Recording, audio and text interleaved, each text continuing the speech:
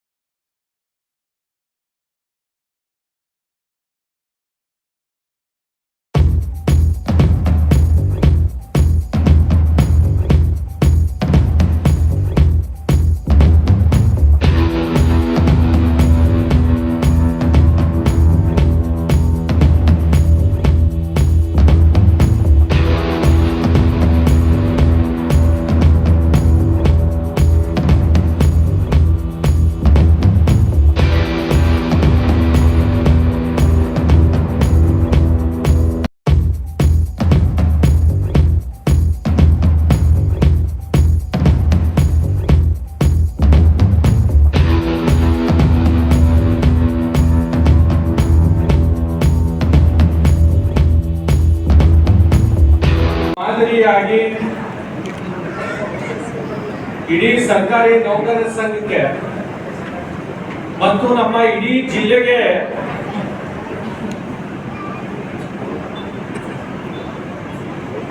ಯಾವ ರೀತಿ ಸರ್ಕಾರಿ ನೌಕರರು, ಅಧಿಕಾರಿಗಳು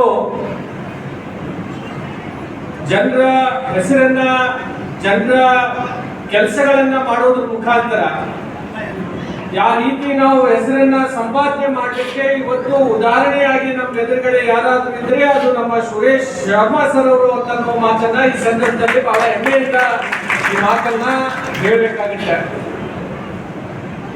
ತಮ್ಮದೇ ಆದಂತಹ ಒಂದು ರೀತಿಯಲ್ಲಿ ಇವತ್ತು ಅವರು ನಮ್ಮ ಜಿಲ್ಲೆಗೆ ಕೊಡುಗೆಗಳನ್ನ ಇವತ್ತು ಅವರು ಕೊಟ್ಟಿರುವಂತದ್ದು. ಅವರ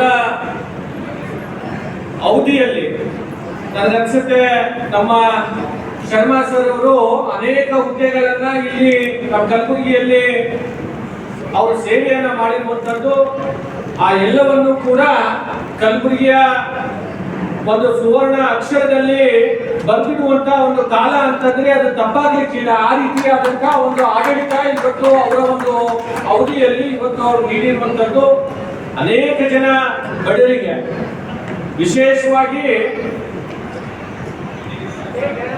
ಬಹಳಷ್ಟು ಸರ್ಕಾರಿ ಆಫೀಸ್ಗಳು ಬಡವರಿಗಾಗಿ ಬಾಗಿಲುಗಳು ಬಂದಿರುತ್ತೆ. ಆದ್ರೆ ಬಡವರಿಗಾಗಿ ಸರ್ಕಾರಿ ಅವರ ಕಚೇರಿಯನ್ನ 24 ತಾಸುಗಳು ತೆರೆದಿಡುವಂತ ಕೆಲಸ ಯಾರಾದ್ರೂ ಮಾಡಿದ್ರೆ ಅದು ನಮ್ಮ ಶರ್ಮಾ ಸರ್ ಅವರು ಅಂತ ಹೇಳಿ ನಾವು ಈ ಸಂದರ್ಭದಲ್ಲಿ ಹೇಳಬೇಕಾಗುತ್ತೆ. ಎಲ್ಲಾ ಸಮಾಜದವರನ್ನ ಅವರ ಮನಸ್ಸನ್ನ ಗೆದ್ದು ಇವತ್ತು ಒಳ್ಳೆ ರೀತಿಯಾದಂತಹ ಒಂದು ಆಡಳಿತ ಇವತ್ತು ದಿವಸ ಸಿಕ್ಕಿರುವಂತದ್ದು. ವಿಶೇಷವಾಗಿ ನಾನು ಶಾಸಕರಿದ್ದಂತ ಸಂದರ್ಭದಲ್ಲೂ ಕೂಡ ಸರ್ ಅವರ ಒಂದು ಮಾರ್ಗದರ್ಶನ, ಯಾಕಂದ್ರೆ ವಯಸ್ಸಿನಲ್ಲಿ ಬಹಳಷ್ಟು ಹಿರಿಯರಿದ್ದಾರೆ, ಅವರ ಒಂದು ಮಾರ್ಗದರ್ಶನದಲ್ಲಿ ನಮಗೂ ಕೂಡ ಕೆಲಸ ಮಾಡ್ಲಿಕ್ಕೆ ಒಂದು ಅವಕಾಶ ಸಿಕ್ಕಿರುವಂತದ್ದು ಅಂತ ಮಾತನ್ನ ಈ ಸಂದರ್ಭದಲ್ಲಿ ಹೇಳ್ಬೇಕಾಗತ್ತೆ.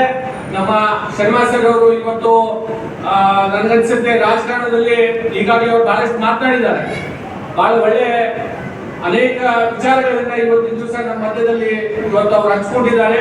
ಇವತ್ತು ಅವ್ರು ರಿಟೈರ್ಮೆಂಟ್ ಅಲ್ಲ, ಇವತ್ತು ಹೊಸ ಒಂದು ಜೀವನವನ್ನ ಇವತ್ತಿನ ದಿವಸ ಮತ್ತೊಮ್ಮೆ ಅವರು ಪ್ರಾರಂಭ ಮಾಡ್ತಾ ಇದ್ದಾರೆ ಅಂತ ಮಾತನ್ನ ಈ ಸಂದರ್ಭದಲ್ಲಿ ಹೇಳಿ, ವಿಶೇಷವಾಗಿ ಸಾಮಾಜಿಕವಾಗಿಯೂ ಕೂಡ ಅನೇಕ ಕಾರ್ಯಗಳನ್ನ ಅನೇಕ ಕೆಲಸಗಳನ್ನ ಇವತ್ತಿನ ದಿವಸ ಅವ್ರು ಮಾಡಿರುವಂತದ್ದು.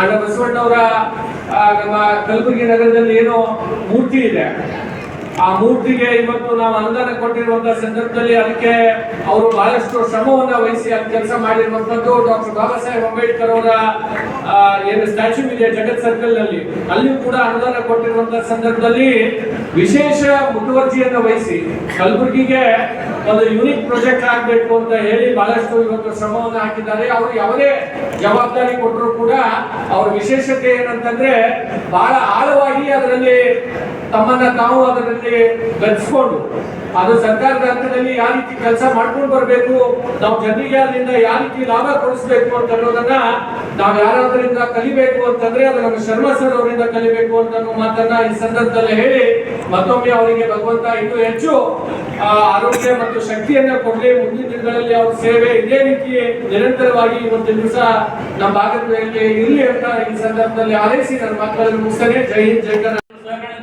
ನನ್ನ ಧರ್ಮಪತ್ನಿಯಿಂದ ಶ್ರೀಮತಿ ಗೀತಾ ಶರ್ಮಾ ಹಾಗೂ ನನ್ನ 3 ಮಕ್ಕಳಿಂದ doctor Gautami Sharma, IIT MTech ಮುಗಿಸಿ ಇಂಜಿನಿಯರ್ ಜಾಬ್ ಮಾಡ್ತಿರ್ತಾರೆ ಇಂಜಿನಿಯರ್ ಅಂತ ಶ್ವೇತಾ ಶರ್ಮಾ ಹಾಗೂ ನನ್ನ ಮಗ ಸುಶ್ರು ಶರ್ಮಾ, ಇವರು ನನಗೇನಪ್ಪ ಅಂದ್ರೆ ಬಹಳ ನಮ್ಮ ಸಹಕಾರ ನೀಡಿದ್ದಾರೆ. ನಮ್ಮ ತಂದೆ ಒಳ್ಳೆ ರೀತಿ ಕೆಲಸ ಮಾಡಬೇಕು, ಹೀಗಾಗಿ ಫ್ಯಾಮಿಲಿ ನನಗೆ ಬಹಳ ಸಪೋರ್ಟ್ ಸಿಕ್ಕಿದೆ.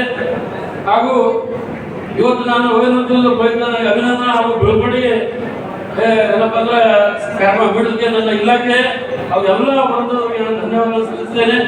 ಯಾವುದೇ ತಾರತಮ್ಯ ಮಾಡದೆ ಎಲ್ಲರೂ ನನ್ನ ಸ್ನೇಹಿತರೆಂದು ಭಾವಿಸಿ ಆಡಳಿತ ಮಾಡಿದ ವ್ಯಕ್ತಿ ನಾನು. ನನ್ನ ಸೇವಾವಧಿಯಲ್ಲಿ ಕೆಲಸದ ಒತ್ತಡ ಏನಾದರೂ ನನ್ನ ಮನಸ್ಸಿಗೆ ನಿಮ್ಮ ತಮ್ಮ ರೋಗಗಳು ಆಗಿದ್ದರೆ ಕಳೆದುಕೊಂಡಿರೋದಕ್ಕೆ ನಾನು ಈ ಸಂದರ್ಭದಲ್ಲಿ ವಿಷಾದವನ್ನು ವ್ಯಕ್ತಪಡಿಸುತ್ತೇನೆ. ನನ್ನಲ್ಲಿರುವ ಧನಾತ್ಮಕವನ್ನು ಇಟ್ಟುಕೊಂಡು ಋಣಾತ್ಮಕ ಅಂಶಗಳನ್ನು ಬಿಟ್ಟು ಹೋಗಲು ಕೋರುತ್ತೇನೆ. ಸ್ನೇಹಿತರೆ, 30 ವರ್ಷ ಸೇವಾ ಪೂರ್ತಿ ಜಾತಿ ಭೇದ ಮಾಡದೆ ಸಹಬಾಳ್ವೆ ಆಡಳಿತ ಮಾಡುತ್ತಾ ಬುದ್ಧ, ಬಸವ ಹಾಗೂ ಭೀಮನ ದಾರಿಯಲ್ಲಿ ನಡೆದುಕೊಂಡು ಬಂದ ವ್ಯಕ್ತಿ ನಾನು. ಬಸವಣ್ಣರು ಹೇಳಿದಂತೆ ಶರಣರ ಮಹಿಮೆ ತಿಳಿಯದಣ್ಣ ಜಾತಿ ಭೇದವಿಲ್ಲ, ಶುದ್ಧಗಳಿಲ್ಲ ಅಂತ ಕುಲವೇ ಇಲ್ಲವೇ ಅಂತ ಕುಲ ಸಂಘವನ್ನು. ಹಾಗೆ ನಾನು ಕೂಡ ಒಬ್ಬ ಜಾತ್ಯತ ವ್ಯಕ್ತಿ ಎಂದು ಹೆಮ್ಮೆಯಿಂದ ಹೇಳುತ್ತೇನೆ. ನನ್ನ ಸೇವಾ ಅನುಭವದ ಆಧಾರದ ಮೇಲೆ ಎಲ್ಲ ಅಧಿಕಾರಿಗೆ ಮತ್ತು ನಾನು ಒಂದು ಮಾತು ಹೇಳುತ್ತೇನೆ. ನಮ್ಮನ್ನು ಯಾವುದೇ ರೀತಿಯ ಮನಸ್ತಾಪಗಳು ಕೂಡ ನಮ್ಮ ಇಲಾಖೆ ಮತ್ತು ಕಚೇರಿಯ ಗುಟ್ಟನ್ನು ಎಂದಿಗೂ ಮಾಡಬಾರ್ದು. ನಾವೆಲ್ಲರೂ ಒಗ್ಗಟ್ಟಿನಿಂದ ಸೇವೆ ಸಲ್ಲಿಸಬೇಕು. ನಮ್ಮ ಒಗ್ಗಟ್ಟು ಮುರಿದುಕೊಂಡು ಮನಸ್ತಾಪಗಳು ನಡೆಯದೆ ನಮ್ಮಲ್ಲಿ ಯಾರಿಗೂ ನೆಮ್ಮದಿ ಶಾಂತಿ ಬರೋದಿರುವುದಿಲ್ಲ. ನಾವೆಲ್ಲರೂ ನೆಮ್ಮದಿ ಆಡಳಿತ ಜೀವನಕ್ಕೆ ನಮ್ಮ ಒಗ್ಗಟ್ಟು ಮತ್ತು ಅದಕ್ಕಾಗಿ ಒಬ್ಬ ಶಾಯರ್ ಹೇಳ್ತಾನೆ, दुश्मन का चेहरा गम से सूख जाएगा, दुश्मन का चेहरा गम से सूख जाएगा, हौसला बुलंद करेगा तो वक्त भी रुक जाएगा, हौसला बुलंद करेगा तो वक्त भी रुक जाएगा। कहते हैं मेरा बाबा साहेब, रहेगा तो एक तो तुम्हारे आगे इंसान भी क्या चीज है, आसमान भी झुक जाएगा। ಒಗ್ಗಟ್ಟಿನಿಂದ ಇತರ ದೊಡ್ಡ ಶಕ್ತಿಯನ್ನು ಬಗ್ಗಿಸಿ ಒಳ್ಳೆ ಆಡಳಿತ ಮತ್ತು ಸೇವೆಯನ್ನು ಕೊಡಬಹುದು. ಅದಕ್ಕೆ ಇಂಗ್ಲಿಷ್ ಅಲ್ಲಿ ಕೂಡ ಒಂದು ಗಾದೆ ಮಾತಿದೆ, ಯೂನಿಟಿ ಇಸ್ ಸ್ಟ್ರೆಂತ್ ಅಂತ. ಇವತ್ತು ಸರ್ಕಾರಿ ನೌಕರರು ಎಂದರೆ ಎಲ್ಲರೂ ನೋಡುವ ದೃಷ್ಟಿಕೋನ ಬೇರೆ ಆಗ್ತದೆ. ಅದರಲ್ಲಿ ಸಾಮಾಜಿಕ ತಾಳ್ಮೆ ತಾವು ನೋಡಿರ್ತೀರಿ, ಮಾಡಿ ಮುಂದೆ ಬಂದಿ ಕಾಡು ಹಾಗೆ ಇದನ್ನು ಕೆಲವು ಓಡ್ಬಿಟ್ಟಿರ್ತವೆ.